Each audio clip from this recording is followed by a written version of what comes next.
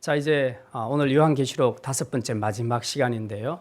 오늘 사도 요한이 본 계시는 요한계시록 모든 환상 중에서 가장 절정에 이르는 그런 대단원의 그런 절정에 이르는 환상이라고 말할 수가 있습니다. 이제 그것을 성경에서 오늘 말하는 용어로 표현하자면 새 하늘과 새 땅, 1절에 보니까 새 하늘과 새 땅에 관한 그런 환상을 우리가 보고 있는 것을 보게 됩니다. 이제 젊은 사람들이 젊었을 때는 세를 들어 살아도 크게 문제가 되지 않습니다. 근데 이제 점점 나이가 들고 아이들이 성장해 가면서 모아둔 돈을 가지고 이제 어느 시점에 오면은 다 집을 분양받으려고 생각을 하지요. 평소와 관계없이 새로 집을 처음 갖게 된다는 그 기쁨은 이루 말로 표현할 수가 없습니다. 그럴 때 이제 저기 아파트가 올라가는데 저기에 내가 분양을 해서 당첨이 됐다.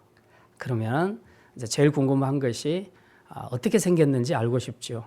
그래서 모델 하우스도 찾아가 보고 그리고 사진도 보고 홈페이지 들어가서 그림도 보고 방은 몇 개인지 남향인지 거실에 채광은 잘 들어오는지 뭐 이런 여러 가지를 보게 되겠습니다. 볼 때마다 마음속에는 이제 입주할 그날을 기다리지요. 굉장히 소망하면서 기다리게 되는 것입니다. 자, 오늘 본문에 보게 되면요, 우리가 종말에 가게 될 그 천국, 저와 여러분은 반드시 입주하게 될 줄 믿습니다. 이제 우리가 입주하게 될 그 천국에 대한 청사진을 우리가 한번 볼 필요가 있다는 겁니다. 그래서 분양받을 집 생각하면서 자나깨나 열심히 그걸 생각하면서 어려운 삶을 이겨내는 것처럼 이제 우리가 궁극적으로 입주하게 될 천국이 있을 것인데 도대체 그 천국은 어떤 모양일까? 또 그 천국의 속성은 어떤 것일까? 이제 이런 것들을 우리가 궁금해하는 것은 너무나 당연한 일이고요. 그래서 하나님께서는 오늘 요한을 통해서 너희들이 입주하게 될 천국은 이런 모습이야 하고 보여준 내용이 오늘 본문에 기록한 내용입니다. 그래서 오늘은 천국이 어떻게 생겼는가 그거에 대해서 좀 집중해서 말씀을 볼 건데요. 우선 1절을 한번 보겠습니다. 1절 같이 읽습니다. 또 내가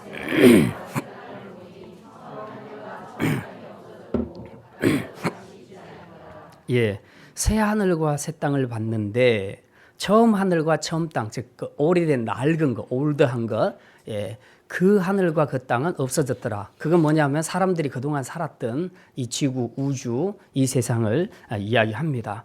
자, 그런데 지금 이 처음 하늘과 처음 하늘과 처음 땅은 없어졌다고 얘기하는데 이제 이 말씀 생각하기 전에 이렇게 변화되게 된 과정에 우리 종말의 순서를 간단하게 제가 설명을 드리면 천년왕국 설명할 때 제가 여러 가지로 설명을 드렸습니다만 구조는 무천년설은 굉장히 간단합니다. 이 신약 시대에 거의 천년왕국이라고 말할 수 있을 만큼 긴 시간을 우리가 살다가 예수님이 재림하십니다.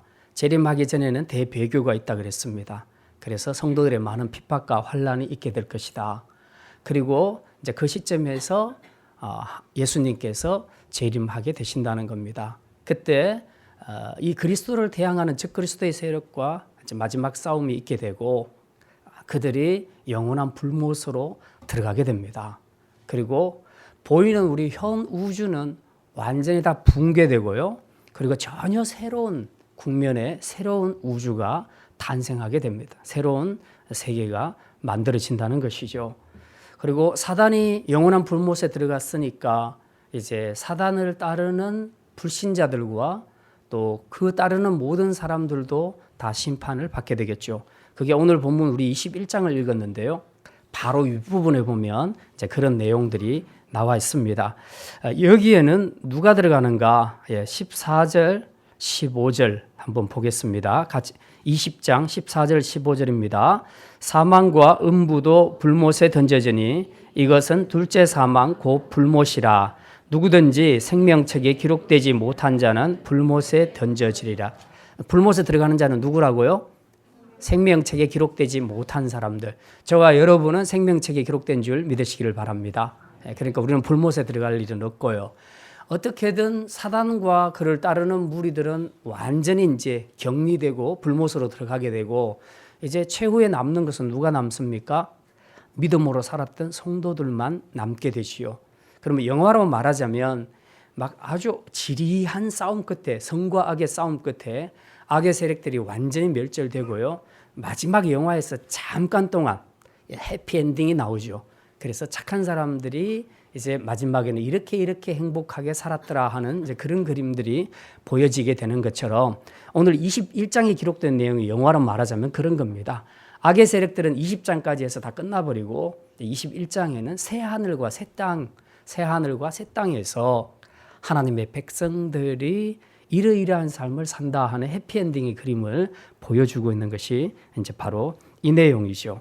자, 그런데 이렇게 믿음으로 산 성도들에게 하나님께서 준비하고 계신 아파트는 어떤 것일까? 입주하게 될 천국은 어떤 것일까? 오늘 두 가지 측면에서 말씀을 생각하려고 합니다. 우리 모든 것이 다 그렇듯이 하나는 소프트웨어가 있고 하나는 하드웨어가 있습니다. 천국도 마찬가지입니다.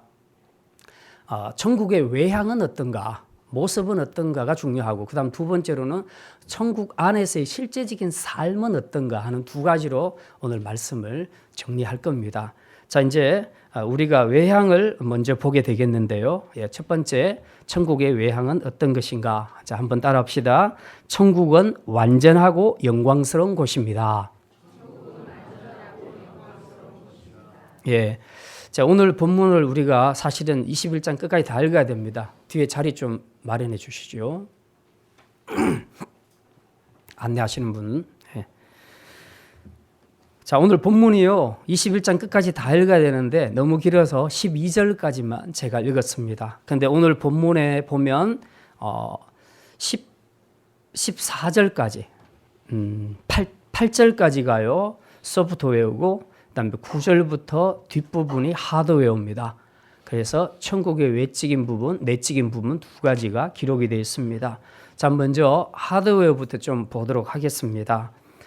이제 9절부터 보면요. 7대접을 가지고 마지막 7재앙을 담은 일곱 천사 중에 하나가 나와서 사도 요한에게 이렇게 말합니다. 야, 내가 너에게 정말 멋있는 환상을 하나 보여줄 거야. 그게 뭡니까? 어린 양의 아내야.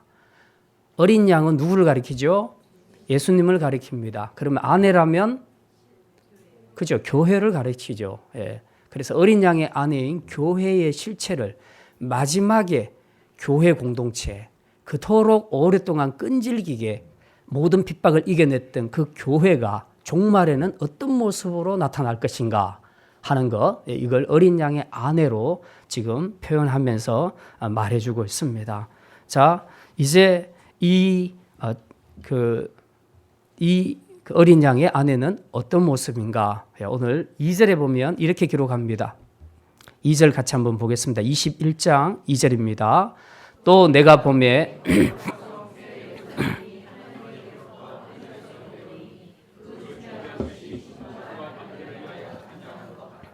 예, 여기 보면 하늘에서 새 예루살렘이 내려온다. 그러니까 처음 1절에서 봤던 것은 새 하늘과 새 땅을 봤습니다. 처음 하늘과 처음 땅, 현 우주는 완전히 붕괴되고 새 하늘과 새 땅, 새로운 우주가 만들어지게 되는데 거기에 센터 역할을 하게 될 것이 하나 내려옵니다. 가만히 하늘을 쳐다봤더니 하늘에서 새 예루살렘 성이 하나 내려오는 겁니다. 그 성이 이제 새 하늘과 새 땅의 가장 센터가 될 역할을 하게 될 것입니다. 그게 바로 어린 양의 신부라고도 말하고 교회 공동체라고도 말할 수 있는 겁니다. 그게 이제 오늘 본문에서 지금 어린 양의 아내 9절에서 말하는 그 내용과 같은 내용입니다. 자, 그래서 거룩한 성 예루살렘이 어떤가를 보면 종말에 새 예루살렘 성, 즉 교회 공동체가 어떤 모습인가 하는 것들을 우리가 알 수 있는데요. 자, 그걸 조금 지금부터 상세하게 보도록 하겠습니다. 사도 요한이 새 예루살렘 성이 하늘에서 내려오는 걸 봤는데 정말 모습이 기가 막혔습니다. 요즘 말로 하면 환상적이었습니다. 그러니까 환상을 보는데 정말 환상적인 모습을 보고 있습니다. 자, 11절 자, 어떤 내용인지 한번 봅시다. 11절 같이 읽습니다.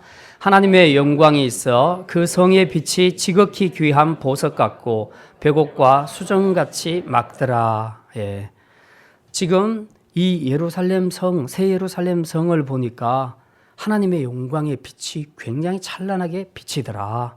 그리고 그 빛이 귀한 보석 같고, 그리고 12절에 보니까 10절에 보니까 11절에 벽옥과 같고 수정과 같이 막더라. 그렇게 기록을 하고 있습니다. 벽옥, 수정 이런 것들은 다 보석을 이야기하고 있죠. 자, 이제부터 12절부터 구체적으로 예루살렘 성을 보게 될 것인데요. 예, 여기서부터는 한 구절 한 구절 좀 읽도록 하겠습니다. 왜냐하면 여기서부터는요, 우리 성도들이 좋아하는 그런 단어들이 엄청 많이 나옵니다. 예, 그래서 이걸 좀 확인하면서 좀 봐야 될 것 같습니다. 우선 12절입니다. 새 예루살렘 성이 어떻게 생겼는지 궁금한데요. 12절 같이 읽습니다. 크고 높은 성곽이 있고 12문이 있는데 문에 12천사가 있고 그 문들이에 이름을 썼으니 이스라엘 자손 12지파의 이름들이라. 13절 동쪽의 세 문, 북쪽의 세 문, 남쪽의 세 문, 서쪽의 세 문이니. 14절 그 성의 성곽에는 12기초석이 있고 그 위에는 12사도의 12 이름이 있더라. 예.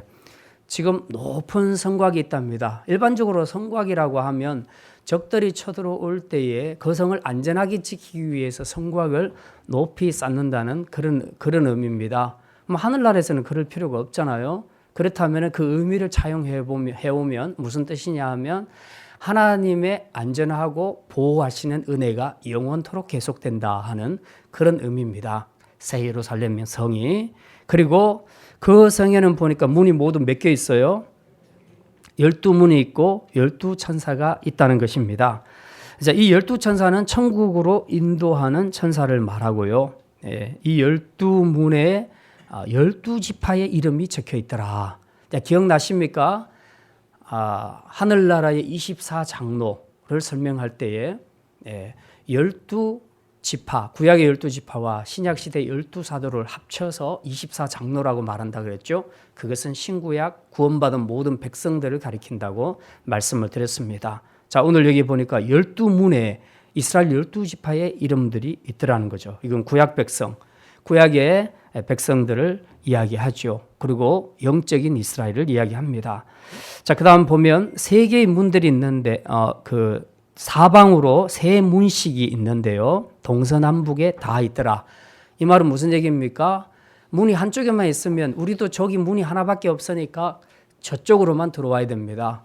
그런데 새 예루살렘 성의 문은 동서남북으로 세 개씩이나 활짝활짝 다 열려 있더라. 이 말은 모든 만민들이 믿음만 가지면 누구나 다 이 성에 들어올 수 있다 하는 것을 말하고 있습니다. 구원은 열려 있다. 차별이 없다 하는 것을 분명히 보여주고 있습니다. 그 다음에 14절에 보니까 성의 성곽에는 12기초석이 있는데 그 위에는 어린 양의 12사도의 12 이름이 있더라. 그래서 교회 공동체의 가장 기초는 뭡니까? 예수님 돌아가시고 처음 초대 교회가 세워질 때에 오순절에 성령이 임하시고 그리고 성령을 받은 제자들이 나가서 복음을 전했죠. 그래서 교회가 세워지기 시작했잖아요. 근데 결국은 12사도가 신약 교회 공동체의 기초가 되는 것입니다. 자, 그러면 구약의 12지파 이름 나왔죠. 그리고 신약 시대 12사도 이름이 나왔죠. 그래서 신구약 백성들이 전부 함께 총망라되어 있죠. 결국 이 새 예루살렘 성은 의미하는 것이 완벽한 신구약 백성들, 구원받은 백성들의 교회 공동체다, 연합체다 하는 것을 분명히 우리에게 보여주고 있습니다. 자, 그 다음에 이제 15절에 들어갑니다. 15절에 들어가면 내게 말하는 자가 그 성과 그 문들과 성곽을 측량하려고 금갈대 자를 가졌더라. 천사 하나가 나타나서 그 성을 막 길이를 재는 겁니다.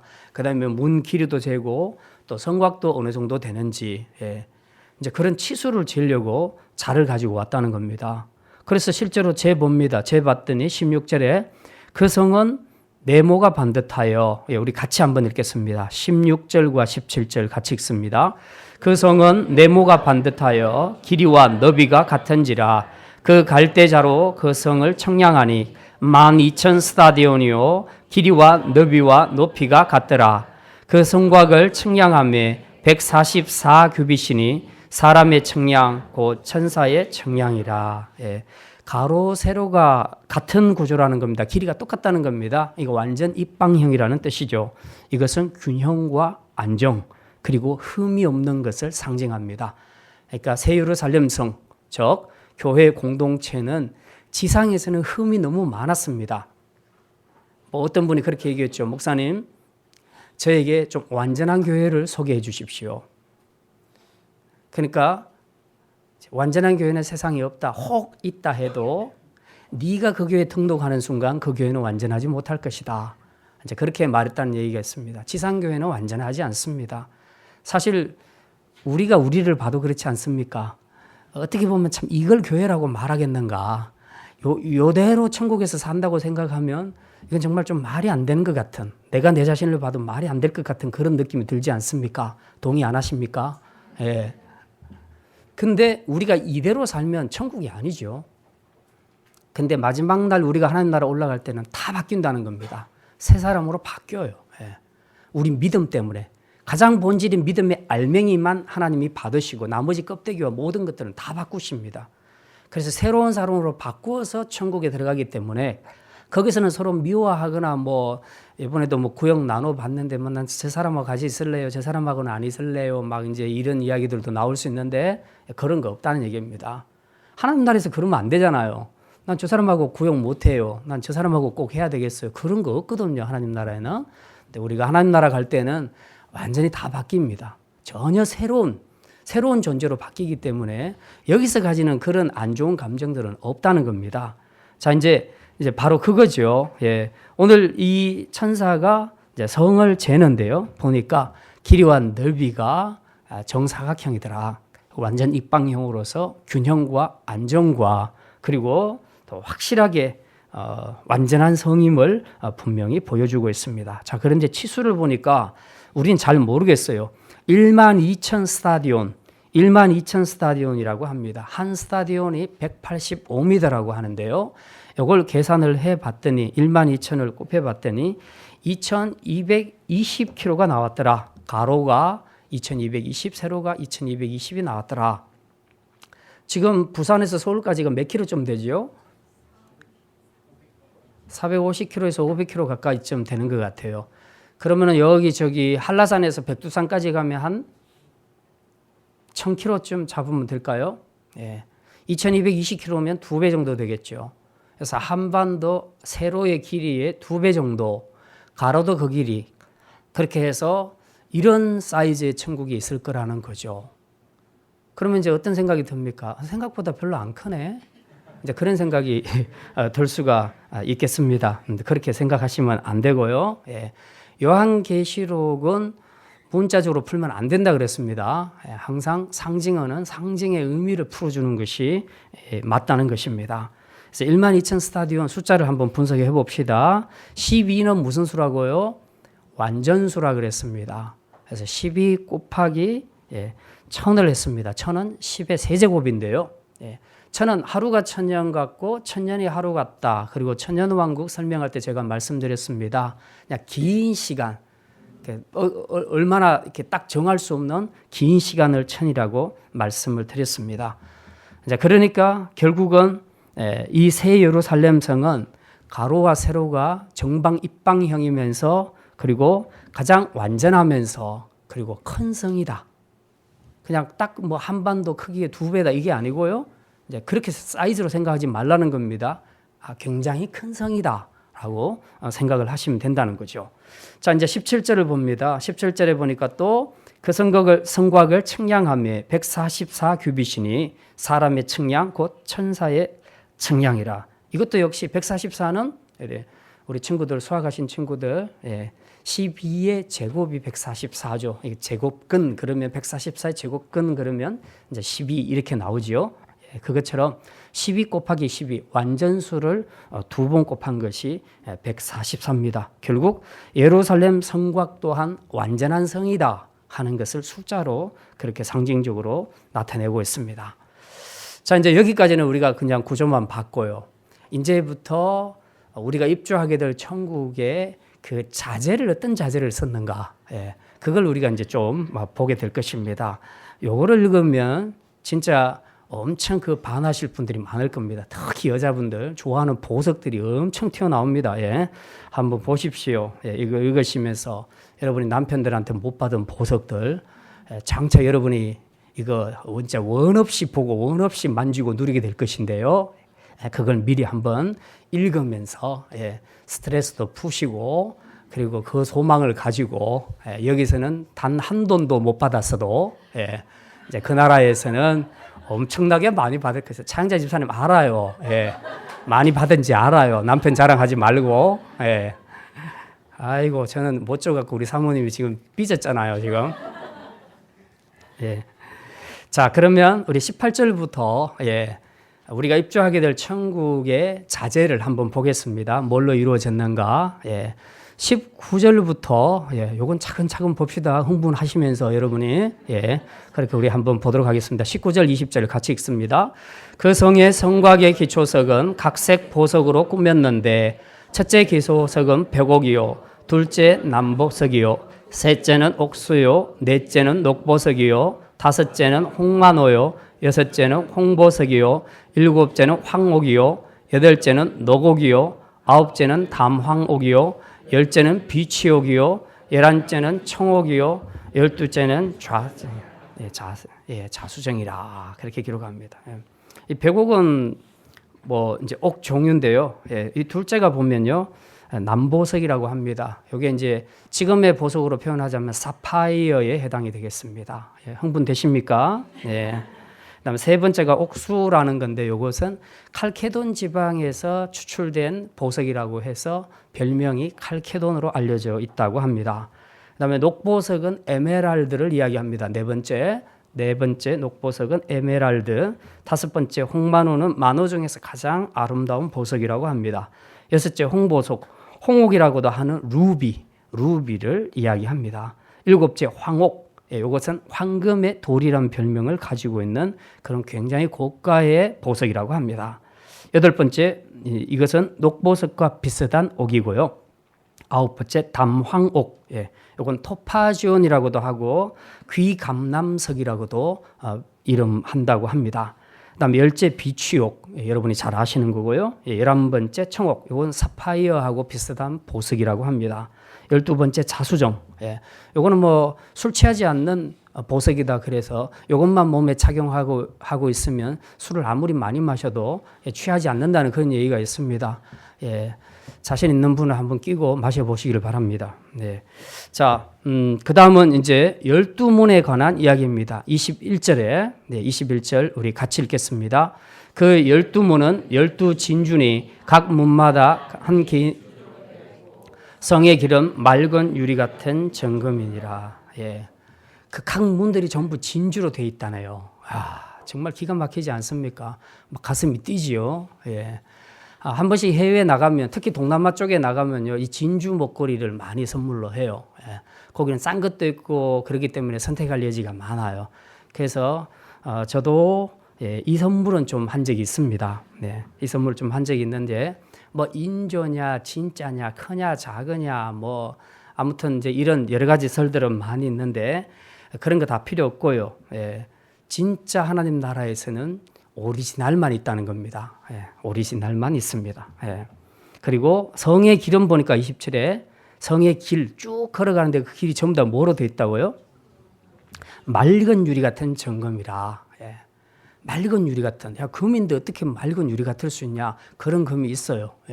천국에는 그런 길로 다 되어 있습니다. 천국에 가서 이것저것 돈 된다고 다 뜯어내지 마시고 그냥 유유히 걸어가시면 됩니다. 왜냐하면 온통 보이는 것이 다 금이니까 굳이 뜯을 필요가 없어요.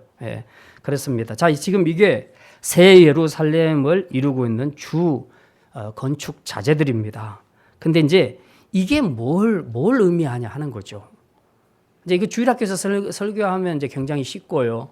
또 여자분들 모셔놓고 이걸로 설명하면 아주 이해하기 좋잖아요. 예. 정말 이 보석, 내가 꿈에도 그리던 이 보석, 한 번도 남편한테 받아보지 못한 이 보석들을 내가 천국에서 볼 수 있다니 정말 천국은 꼭 가고 싶어. 이제 그런 생각을 할 수 있겠는데 지금부터 꿈을 깨시기를 바랍니다. 예. 지금 요한계시록에서 나오는 단어들은 문자적으로 해석하라, 상징적으로 해석하라. 상징적으로 해석하라. 예. 허탈하십니까? 걱정하지 마십시오. 이것보다도 훨씬 빛나고 영광스러운 것이 있습니다. 그게 천국이라는 겁니다. 요한계시록에서는 지금 그걸 이야기하고 있다는 것이요.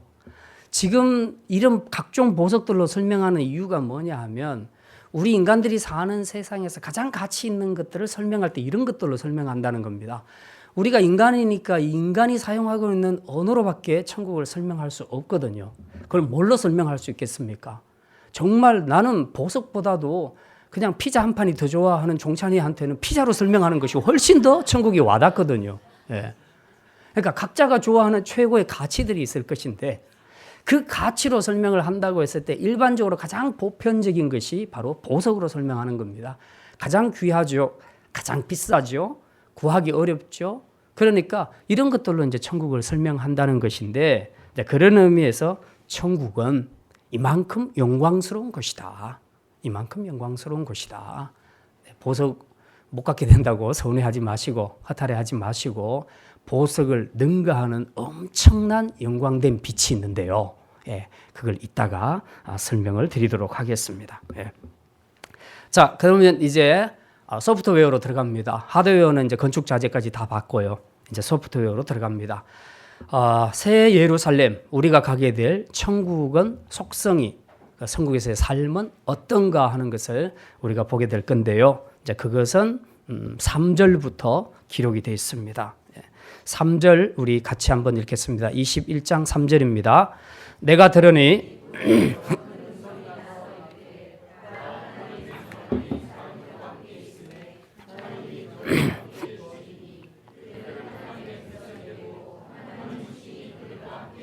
예. 자, 먼저 거기까지 봅니다. 3절에서 가장 핵심되는 것은 뭐냐 하면 천국에 가면 우리의 삶이 어떤가? 하나님이 함께 하신다는 거예요. 하나님이. 이게 무슨 의미냐? 그동안 아담과 하와가 범죄한 이후로 인간은 하나님과 격리된 삶을 살았습니다. 하나님과 멀어진 삶, 하나님과 원수된 삶을 살았습니다. 자기가 스스로 왕이 되고 싶었고 그리고 왕이 되는 삶을 살았고 그래서 행복하게 산 줄 알았는데 나중에 보니 그게 아니더라. 정말 이 세상에 사는데 너무 고통이 많더라.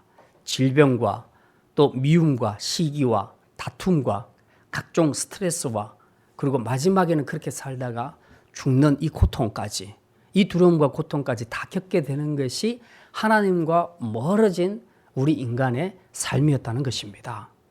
하나님만 우리에게 와주신다면 하나님만 우리에게 와주신다면 이런 문제가 한꺼번에 다 해결될 수 있는데 오랜 인류의 역사 동안 우리 인간은 그걸 누리지를 못했습니다. 왜? 우리가 죄인이니까.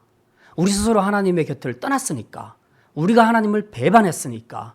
그러니까 하나님과 원수가 되니까 하나님을 만날 수도 없고 또 하나님은 거룩하신 하나님이라 죄인들과 교제할 수가 없었습니다. 그래서 우리는 하나님과 떨어진 상태에서 정말 사단이 주는 엄청난 고통과 그리고 각종 스트레스 속에서 그렇게 고난 속에서 살게 됐다는 거죠. 자, 그랬는데 이제 마지막 날 우리가 천국에 가보니까 이 죄라는 것들은 다 없어지고 죄를 주장하는 사단과 그 모든 세력들도 다 불못에 들어갔고 이제 남은 것은 성도들과 그리고 성도들의 왕이신 진정한 왕이신 하나님이 계시는데 잠깐 왔다 갔다 하시는 게 아니라 영원토록 자기 백성들과 함께 계신다는 겁니다. 그러니 이게 얼마나 큰 축복인가. 애기들도 그렇잖아요. 자기가 뭐 이것저것 돈 갖고 맛있는 거 사 먹고 어쩌고 해도요. 엄마가 없으면 마지막에는요. 애들은 스스로 불행하게 생각하는 겁니다. 엄마가 있으면 먹을 것도 해결해 주고 또 누가 때려도 막아주고 다 해줄 수 있는 겁니다. 애기들한테는. 그것처럼 우리 인생에서 정말 하나님만이 우리의 생명이 되시고 우리 모든 삶의 복의 근원이 되신다는 것입니다. 그래서 하나님과 함께 한다는 것은 굉장히 중요한 의미를 가진다는 거죠. 그래서 천국을 설명할 때에 우리가 뭐 보석으로 설명하고 먹는 것으로 설명하고 여러 가지로 설명할 수 있지만 천국의 속성에서 가장 중요한 것은 그 하나님이 우리와 함께 하신다는 겁니다. 그것이 천국이라. 그래서 지상에 살 때도 이 천국을 당겨서 미리 맛보고 사는 삶이 바로 그겁니다. 가진 것도 별로 없고 그리고 내 삶은 넉넉하지 못해도 하나님이 우리 가정의 왕이 되시고 우리와 함께 하시면 그것이 바로 천국인 줄 믿으시기를 바랍니다. 우리는 그것을 당겨서 미리 맛보고 사는 것이고요. 이제 마지막 종말에 가서는 맛보고 사는 맛배기가 아니라 제대로 요리를 먹는 것처럼 우리가 그때는 하나님의 임재를 충만하게 누리게 될 것입니다. 이게 바로 천국의 삶이라는 거죠. 그리고 그 하나님이 이제 우리에게 어떻게 해주시는가 3절 끝에 보니까 하나님은 친히 그들과 함께 계셔서 4절 같이 읽습니다. 모든 눈물을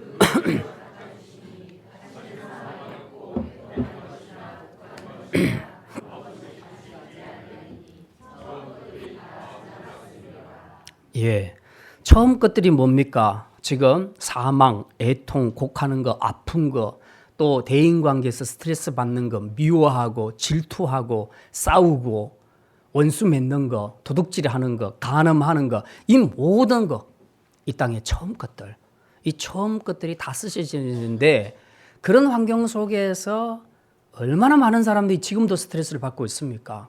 자녀들은 그런 부모, 안 좋은 부모 만나서 엄청 스트레스를 받고 있죠. 그 모든 고통들.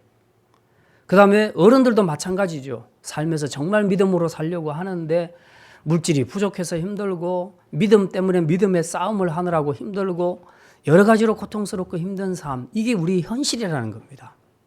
그런데 그런 상황 속에서도 우리가 끝까지 하나님을 의지하고 믿음으로 살면 마지막 날 주님께서 우리의 눈에 눈물을 다 닦아주신다. 너 정말 이 땅에 사는 동안에 너무 고생 많았다. 그러면서 눈에 눈물을 다 닦아주신다는 거죠. 이 하나님의 위로가 있다는 겁니다. 하나님이 그냥 우리 곁에 계시는 것도 큰 힘이 되지만 그분이 종말에는 이 세상의 삶을 사는 동안 우리가 받았던 모든 스트레스와 눈물과 고통 이런 것들을 다 해결해 주시면서 우리를 위로해 주신다. 바로 그것이 천국이라고 그렇게 말씀하고 있습니다. 자, 그러니까 이제 천국에는 그런 점에서 우리가 확실하게 천국의 삶과 또 지금 이 땅에서의 삶이 어떤 차이가 있는가 하는 것을 우리는 분명히 비교할 수가 있습니다. 자, 5절에 봅시다. 5절 같이 한번 보겠습니다. 보좌에 앉으신 이가 이르시되 보라 내가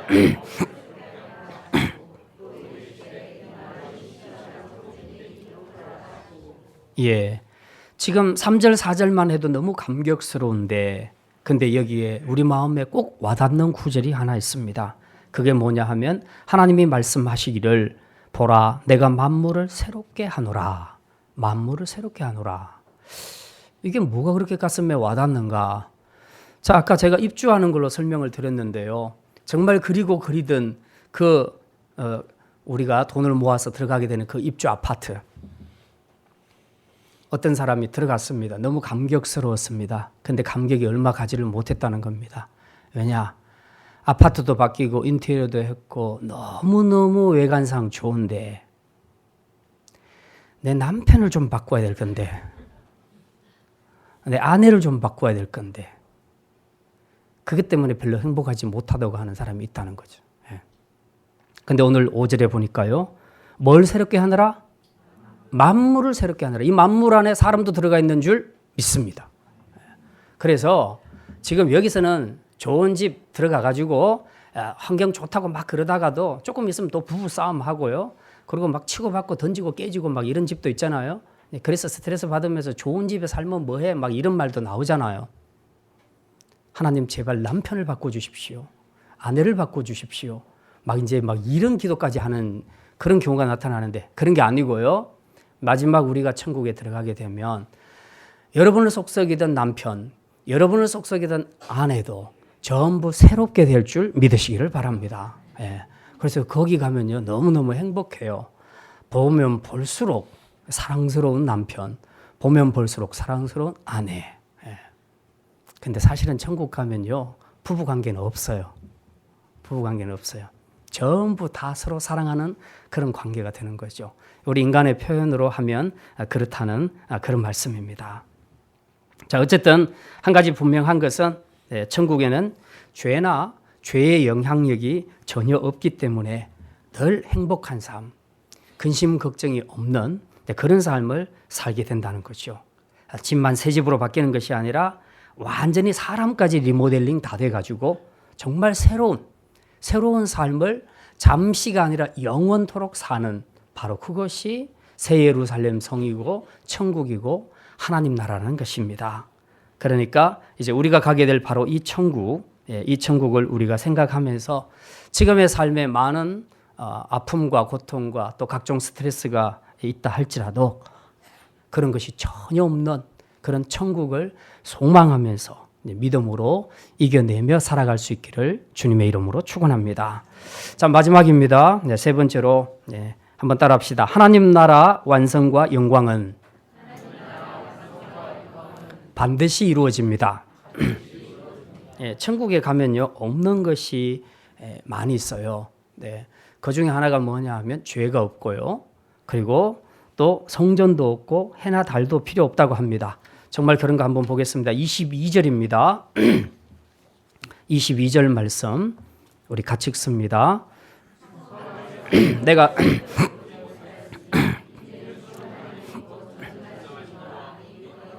24절 만국이 그 빛 가운데로 다니고 땅의 왕이 자기 영광을 가지고 그리로 들어가리라. 25절입니다. 낮에 성문들을 도무지 닫지 아니하리니 거기에는 밤이 없습니다. 23절과 25절 보니까 없는 게 또 뭐가 있어요? 23절, 25절 보니까 해와 달의 비침이 쓸데없죠. 그 다음에 25절에 밤도 없더라. 밤이 없더라. 밤이 없더라. 이 말은 무슨 말입니까? 항상 빛이 비치고 있다는 얘기입니다. 우리는 지금 이 겨울에 해가 너무 그리워요. 짧아서. 그래서 한 5시 반만 되면 지금 어두워지기 시작하는데요. 여름에 돼야 해가 좀 길어요. 그러니까 어두운 밤이 되면 그냥 집에 들어가서 잠을 자고 그렇게 해야 되죠. 그리고 어두운 밤에 이제 죄악들이 많이 이루어지죠. 근데 천국에 가면 그런 것이 없다. 밤이 없어요. 해, 달 이런 거 다 필요 없어요. 왜냐하면 그보다 더 강력한 빛을 내는 영광의 빛이 있기 때문이다. 그리고 천국에는 성전도 없대요. 구약시대에는 이스라엘 백성들이 항상 하나님을 만나려면 성전으로 나갔습니다. 근데 천국에 가면 성전이 필요 없어요. 왜 없는가? 여기 오늘 본문에 보니까 22절에요. 22절에 보니까 주 하나님 곧 전능하신 이와 어린 양이 그 성전이라. 하나님과 아들 예수 그리스도가 성전이라는 거죠. 성전의 개념은 하나님이 계시는 곳이 성전이고 천국입니다. 그러니까 지금 별도로 성전을 지을 필요가 없는 거예요. 그냥 하나님이 계시는 그곳이 성전이고 하나님 자신이 성전인 거예요. 그런데 이 하나님 나라 새 예루살렘에는 해도 필요 없고 달도 필요 없고 모든 것이 다 필요 없다. 전부 하나님의 영광의 빛으로 충만하니까 이런 빛들이 필요 없다고 그렇게 말씀하고 있습니다. 뿐만 아니라 이제 이 영광의 빛을 모든 만국 백성들이 다 누리게 될 것입니다. 24절과 26절 말씀, 24절 먼저 보겠습니다. 만국이 그 빛 가운데로 다니고 땅의 왕들이 자기 영광을 가지고 그리로 들어가리라. 26절 사람들이 만국의 영광과 존귀를 가지고 그리로 들어가겠고. 이게 무슨 말입니까? 이제 이 땅에 살았던 믿음의 사람들, 현세에서는 참 초라하고 비참하게 살았을지 몰라도 영적으로는 왕같은 제사장으로 살았던 그 믿음의 사람들이 종말에 하나님 나라에 들어가게 되면 누리게 될 하나님의 영광이 이처럼 충만하다는 거죠. 그래서 만국이 그 빛 가운데로 들어가고 땅의 왕, 즉 왕같은 제사장으로 살았던 믿음의 사람들이 하나님의 영광, 충만한 영광 속에서 살게 된다고 그렇게 말씀하고 있습니다. 그런데 바로 이 영광, 이 충만한 영광, 해도 필요 없고 달빛도 필요 없는 이 충만한 영광, 이 영광의 나라를 완성하신 분이 누구시냐? 하나님이시라는 것입니다. 6절을 한번 보겠습니다. 6절 말씀. 오늘 좀 왔다 갔다 하지만 다 21장 안에 있습니다. 21장 6절 같이 읽습니다. 또 내게 말씀하시되 이루었도다. 나는 알파와 오메가요 처음과 마지막이라. 내가 생명수 샘물을 목마른 자에게 값없이 주리니. 결국 아담의 범죄 이후 인류의 기나긴 역사 속에서 거듭 그 멀어져가는 인간들을 살리기 위해서 하나님께서는 끊임없이 구속의 역사를 이루어 오셨습니다. 그리고 때가 되면 당신의 아들 예수 그리스도를 보내셔서 십자가에 죽게 하심으로써 이제 이 구원을 성취하시고 마지막 날에는 이 아들을 통해서 하나님의 영광의 나라를 이루어 가십니다. 이게 하나님의 대 프로젝트입니다. 구원의 프로젝트라는 것입니다. 이 프로젝트를 처음부터 마지막까지 진행하시는 분이 하나님이셨다. 그래서 창세기 6장에 지금 여기 6장의 6절에 기록된 창세기의 그 역사를 시작하신 알파 되신 하나님께서 오늘 이 요한계시록 마지막 강의를 통해서 오메가 되신 하나님으로 모든 역사를 그분이 생각하신 대로 다 이루었다라고 그렇게 요한계시록 마지막 부분에서 말씀하고 있습니다. 이게 바로 종말이고 우리가 가게 될 영원한 나라임을 믿습니다. 이제 말씀을 마칩니다. 그동안 5회에 걸쳐서 요한계시록 강의를 제가 했는데요. 자세하게 다 다루지는 못했지만 여러분이 궁금해하시는 것들을 말씀드렸고 그 다음에는 제가 생각할 때 중요하다고 생각하는 부분들을 말씀을 드렸습니다. 어쨌든 결론은 이겁니다. 요한계시록이 기록된 목적이 뭐냐? 믿음 때문에 핍박받고 있는, 고난받고 있는 그 당대의 성도들, 카타콤에서 생활하고 믿음 때문에 순교했던 그 당대의 믿음의 성도들을 염두에 두고 그들에게 소망을 주기 위해서 하나님께서 주신 말씀이 요한계시록입니다. 그러면 그들에게만 해당되는 말씀이 아니라 오늘 지금 이 시대에도 여전히 그들과 똑같이 믿음 때문에 힘들게 살아가고 있는 사람들, 극단적으로는 북한에 있는 성도들, 그리고 무슬림 지역에 살아가고 있는 그리스도인들, 그리고 지금 이 자유주의 국가 안에서도 정말 알게 모르게 믿음 때문에 고난받고 핍박받는 사람들, 그리고 내가 불신자였더라면 훨씬 더 많은 것을 누릴 수 있었는데 믿음으로 살려고 결단하면서 내가 내려놓고 포기해야 되는 바로 그 문제 때문에 많은 어려움을 겪고 사는 바로 그 성도들을 향해서 주시는 말씀이 요한계시록인 줄 믿습니다. 그렇기 때문에 우리는 이 말씀을 생각하면서 지금 우리의 삶이 비록 어렵고 힘들더라도 이게 전부 다가 아니다. 오늘 21장에 기록된 것처럼 소프트웨어와 하드웨어에서 가장 완전한 하나님 나라, 해도 달도 필요 없는 가장 영광스러운 그 빛된 그 하나님의 나라, 그 하나님 나라가 오늘 우리에게 기다리고 있다는 것입니다. 이제 예수 그리스도 안에서 우리에게 생명을 주신 그 예수님이 그 나라에서는 성전이 되시는데 우리가 그곳에서 그 예수님과 더불어서 함께 영원한 생명을 누릴 수 있는 바로 그 복된 삶이, 그 복된 천국이 우리를 기다리고 있다는 사실입니다. 그렇기 때문에 이제 우리가 세상에 썩어질 금원보화, 그리고 명예, 권력, 지식, 어떤 이런 것들 때문에 잠시 있다 사라질 이런 것들 때문에 우리가 가장 소중한 천국을 잃어버리는 자가 되지 말고 오히려 영원히 없어지지 아니하고 우리를 위해서 하나님이 예비하신 가장 아름답고 큰 성인, 그런 하나님 나라를 바라보면서 새 예루살렘 성을 바라보면서 끝까지 믿음의 길을 달려갈 수 있는 성도들이 되시기를 바랍니다. 이제 마지막 두 구절만 읽고 요한계시록을 마치겠습니다. 우리 6절과 7절 말씀 먼저 읽습니다. 아까 읽었는데요. 끝까지 읽습니다. 6절 7절입니다. 또 내게 말씀하시되 이루었도다. 나는 알파와 오메가요 처음과 마지막이라. 내가 생명수 샘물을 목마른 자에게 값없이 주리니 이기는 자는 이것들을 상속으로 받으리라. 나는 그의 하나님이 되고 그는 내 아들이 되리라. 자, 그 다음에 한 장 넘겨서요. 22장 마지막 20절입니다. 20절입니다. 같이 씁니다. 이것들을 증언하신 이가 이르시되 내가 진실로 속히 오리라 하시거늘 아멘 주 예수여 오시옵소서. 예.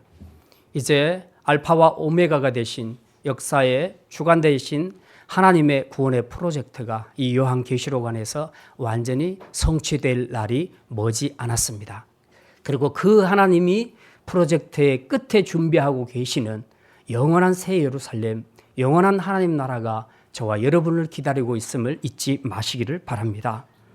이제 이 모든 어려움과 환난들을 이기는 자는 이 하나님 나라를 상속받게 되리라고 분명히 말씀하셨습니다. 그리고 우리는 그곳에서 영원히 하나님의 아들이 되고 하나님은 우리의 하나님이 되실 것이라고 변치 않는 약속의 말씀 오늘 또한 우리에게 주셨습니다. 이제 우리가 가져야 될 것은 이제 주의 오심을 기다리는 것입니다. 그것도 속히 오시기를 기다리는 마음, 바로 이것이 마라나타의 신앙입니다. 오늘 이 두 구절 말씀으로 요한계시록을 마치면서 이제 세상에 매여서 혹은 세상에 빠져서 세상 사람들과 같이 사는 삶이 아니라 어렵고 힘들더라도 끝까지 믿음의 줄을 붙잡고 주의 오심을 대망하는 마라나타의 신앙으로 현실에서의 어려움을 잘 극복하고 믿음으로 달려가는 그런 우리 복된 2016년이 되시기를 주님의 이름으로 축원합니다. 기도합니다.